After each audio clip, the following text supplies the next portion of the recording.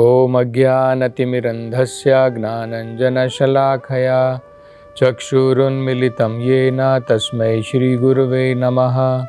नमो ॐ विष्णुपादाय कृष्णप्रेष्ठाय भूतले श्रीमते भक्तिवेदान्तस्वामिन् इति नामिने। नमस्ते सरस्वते देवे गौरवाणी प्रचारिणे निर्विशेष शून्यवादी पाश्चात्य देशतारिणे। जय श्री कृष्ण चैतन्य प्रभु नित्यानंद श्री अद्वैत गदाधर श्रीवासादि गौर भक्तवृंद। हरे कृष्णा कृष्ण कृष्ण हरे हरे, हरे राम राम राम हरे हरे। हरे कृष्णा। तो जब भगवान ने नंद महाराज को ये तर्क दिया कि हर एक जीव अपने कर्म के कारण अलग अलग प्रकार के शरीर की प्राप्ति करता है और उसकी खुशियां और उसके दुख उसके कर्म के ऊपर निर्धारित होते हैं, तो इसमें देवताओं का कोई लेना देना नहीं है। तो उस समय नंद महाराज उन्होंने अपना तर्क दिया और उन्होंने कहा कि हे पुत्र, केवल कर्म से सब कुछ नहीं होता है। अगर माता पिता अपने पुत्र का उसकी रक्षा करने के लिए अपना कर्म करते हैं तो क्या गारंटी है कि उसका पुत्र जो है वो बच जाएगा?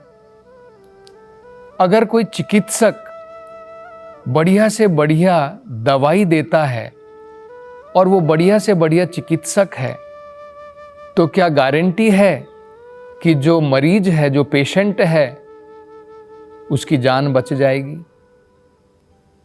तो अपने कर्तव्य से ऊपर उच्च अधिकारी उसकी अनुग्रह भी महत्वपूर्ण होती है। इसलिए हमें अपना कर्तव्य तो करना चाहिए, लेकिन हमें इंद्रदेव को भी प्रसन्न करना चाहिए। तो जब नंद महाराज ने इस प्रकार से कहा तो भगवान कृष्ण और एक तर्क देते हैं। भगवान कहते हैं कि देवताओं को, जैसे इंद्र को जो जिम्मेदारी दी गई है, उस जिम्मेदारी के अंतर्गत उन्हें फल तो देना ही पड़ेगा। और वो उदाहरण देकर के बताते हैं कि बिना पूजा किए हुए भी, बिना कोई यज्ञ किए हुए भी इंद्र देवता जो है सागर के ऊपर भी पानी बरसाते हैं जहां पर जरूरत नहीं है। पत्थरों के ऊपर, पहाड़ों के ऊपर भी बारिश बरसाते हैं।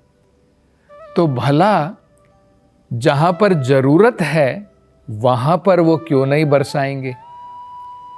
तो ये भी बड़ा महत्वपूर्ण तर्क भगवान ने दिया कि हमें जैसे मान लीजिए, अगर हम एक देश में रह रहे हैं, एक राज्य में रह रहे हैं, और आप जो वहाँ पर जो सिटी का, जो शहर का जो कॉरपोरेशन होता है, आप अपने कर्तव्य के अनुसार अपना टैक्स जो है भर रहे हैं, अपना कर प्रदान कर रहे हैं, वाटर टैक्स प्रदान कर रहे हैं, बिजली का इलेक्ट्रिसिटी बिल आप पे कर रहे हैं।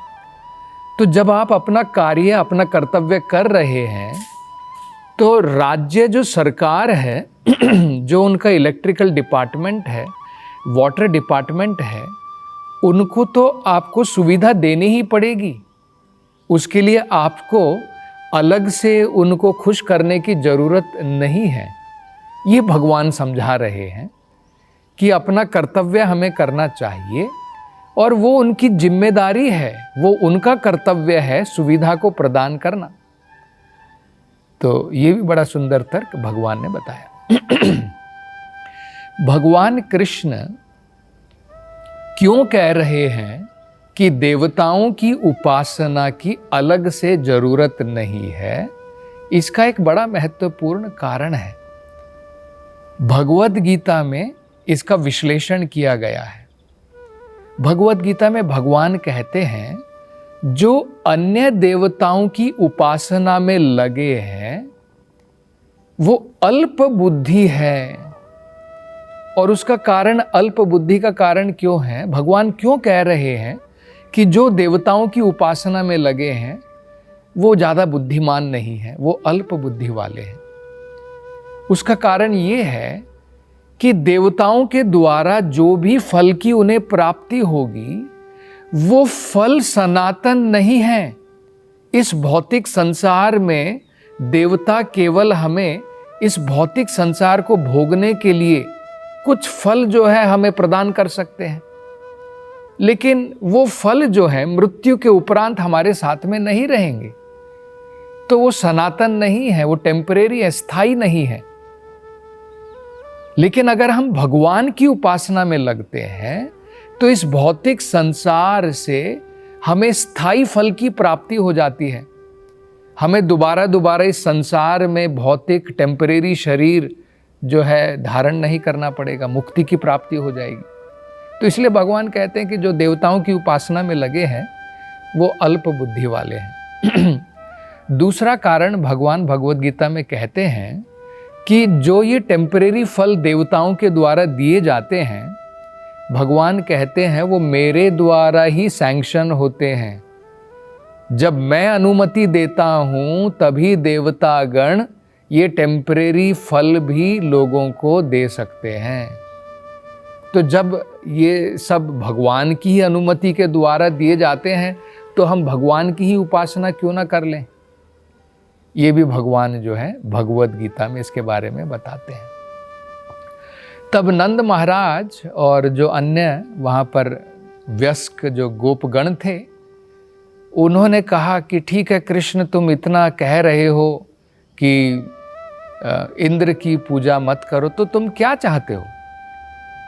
तब भगवान ने कहा कि मैं चाहता हूँ कि हम वैश्य वर्ग के हैं और हमारे लिए क्या महत्वपूर्ण है? हमारे लिए गोवर्धन अत्यंत महत्वपूर्ण है, क्योंकि गोवर्धन पर्वत के द्वारा हमारी सारी जरूरतें पूरी होती हैं। हमारी गाय वहाँ पर जाकर के चर सकती है, वहाँ पर शीतल पानी जो है हमें प्राप्त होता है जिसके द्वारा हम कृषि कर सकते हैं।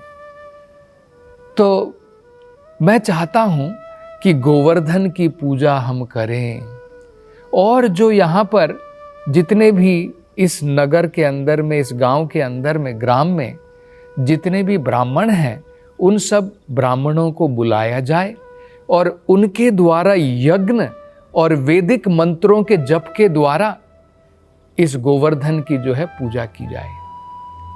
तो नंद महाराज और अन्य ग्वाल जो यहाँ पर वयस्क व्यक्ति थे, उन्होंने कहा कि ठीक है कृष्ण, ऐसा करेंगे, हम अलग से गोवर्धन के लिए भी कुछ अरेंजमेंट कर देंगे और लोकल ब्राह्मणों के लिए भी जो तुम बता रहे हो उनके लिए भी अलग से यज्ञ का जो है प्रयोजन कर देंगे। तब भगवान कृष्ण ने कहा कि देर मत करो, आप कह रहे हैं कि मैं अलग से कर दूंगा, उसके लिए और समय लगेगा, लेकिन विलंब मत करो। जो तुमने ऑलरेडी इंद्र यज्ञ के लिए जो सामग्री जो एकत्रित की है उसी के द्वारा मैं चाहता हूं कि तुम जल्द गोवर्धन की पूजा जो है उसकी अरेंजमेंट करो।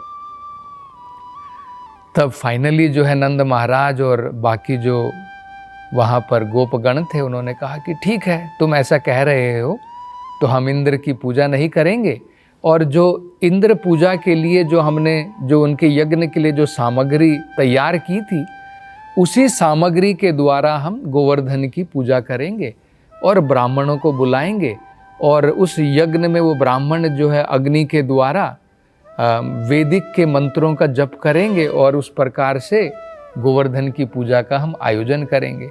और हमें गोवर्धन की पूजा के लिए क्या क्या करना है? तब भगवान कृष्ण ने बताया, उन्होंने कहा कि जितनी भी सामग्रियां, जो अनाज तुमने यहाँ पर एकत्रित किए थे इंद्र यज्ञ के लिए, उसी अनाज के द्वारा दूध और घी गाय से जो हमें प्राप्त होता है उसके साथ में मिला करके अनेकों प्रकार के भोग चढ़ाओ। जैसे पूरी हो गई, कचौरी हो गई, समोसे हो गए, रसगुल्ले, इस प्रकार से अनेकों प्रकार के जो है पकवान बना करके गोवर्धन को भोग के रूप में चढ़ाओ। और जो हमारी गायें हैं उनको बढ़िया प्रकार से, सुंदर प्रकार से सुसज्जित करो और भर पेट उनको चारा खिलाओ। और उसके बाद में जितने भी भोग चढ़ाने के बाद में प्रसाद के रूप में जितने भी ब्राह्मण हैं उन सभी ब्राह्मणों को बुला करके ब्राह्मण भोज कराओ। और उसके पश्चात जब गाय ने खा लिया है, ब्राह्मणों ने खा लिया है, तो बाकी के जो लोग हैं, हो सकता है कि कुछ नीच लोग भी हों, चंडाल लोग भी हों, हो सकता है कि कुछ अन्य जानवर हों, कुत्ते हैं, बिल्ली हैं, इन सब को भी भरपूर भोजन खिलाओ। देखिए, ये वैदिक सभ्यता है कि महत्वपूर्णता गाय और ब्राह्मण जो हमारे समाज के लिए अत्यंत आवश्यक है, क्योंकि ब्राह्मण स्पिरिचुअल, आध्यात्मिक दिशा दिखाता है।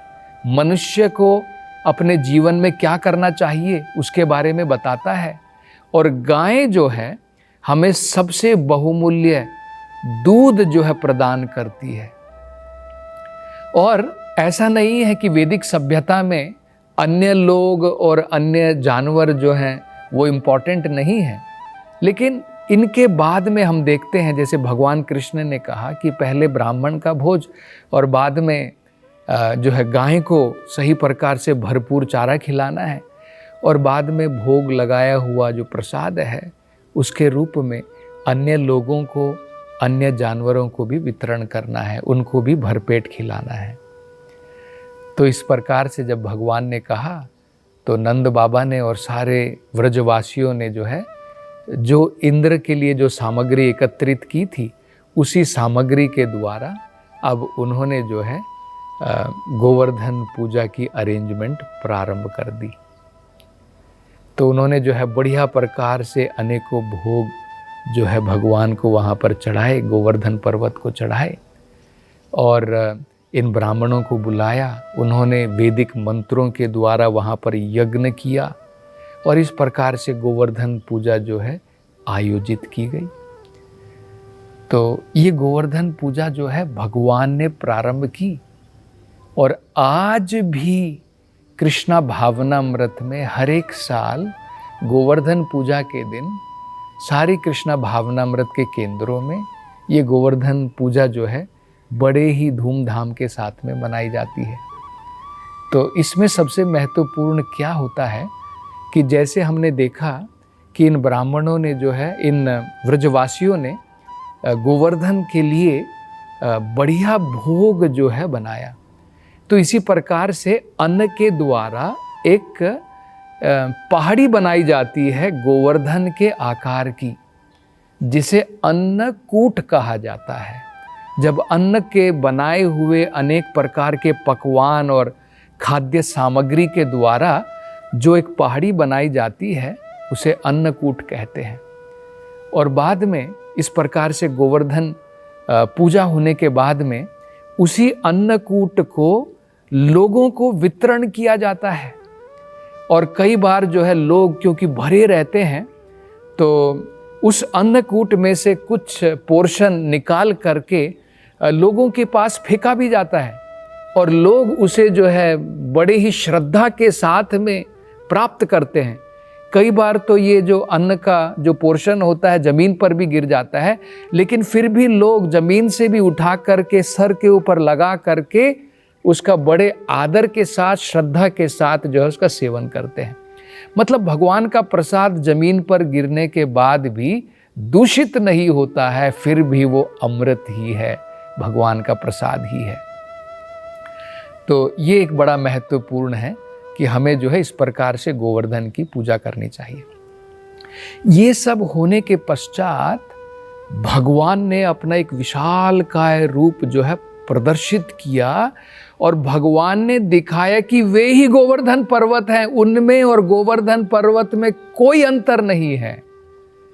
और भगवान ने तब क्या किया, जितने भी भोग की सामग्री थी भगवान ने स्वयं खानी प्रारंभ की, क्योंकि भगवान ने प्रकट करके अपने रूप में दर्शाया कि उनमें और गोवर्धन में कोई अंतर नहीं है। तो ये भी एक बड़ी महत्वपूर्ण जो है समझ हमें सीखनी है। चैतन्य महाप्रभु कहते हैं, आराध्य व्रजेश तनयो तद धामा वृंदावनम।